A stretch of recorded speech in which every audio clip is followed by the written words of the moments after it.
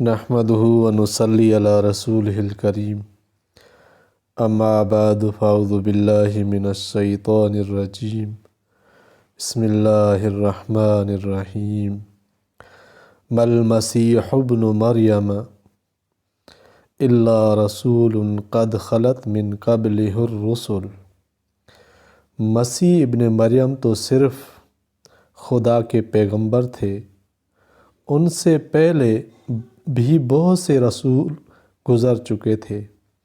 وَأُمُّهُ صِدِّیقَةٌ، اور ان کی والدہ مریم خدا کی ولی اور سچی فرمانبردار تھیں۔ کانا یأکلان الطعام، دونوں انسان تھے اور کھانا کھاتے تھے۔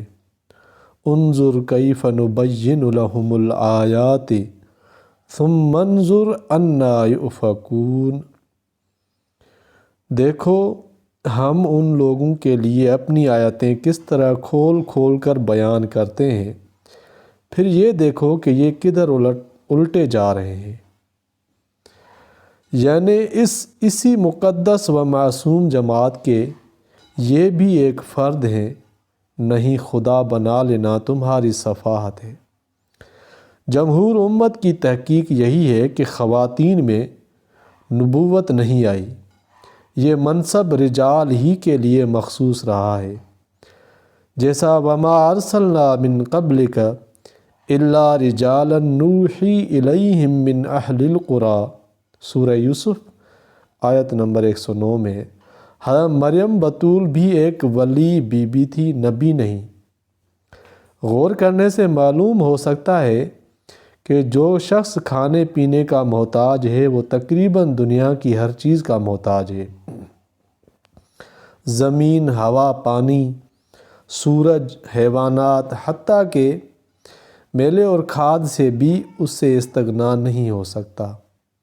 غلہ کے پیٹ میں پہنچنے اور ہضم ہونے تک خیال کرو بالواسطہ یا بلا واسطہ کتنی چیزوں کی ضرورت ہے، پھر کھانے سے جو اثرات و نتائج پیدا ہوں گے ان کا سلسلہ کہاں تک جاتا ہے۔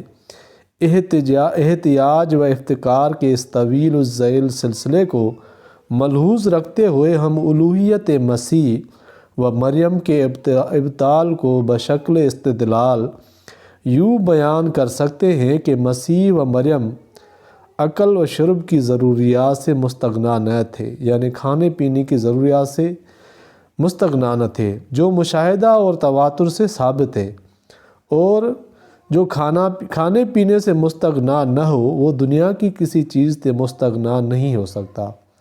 پھر تم ہی کہو کہ جو ذات تمام انسانوں کی طرح اپنی بقا میں عالم اسباب سے مستغنا نہ ہو وہ خدا کیوں کر بن سکتی ہے؟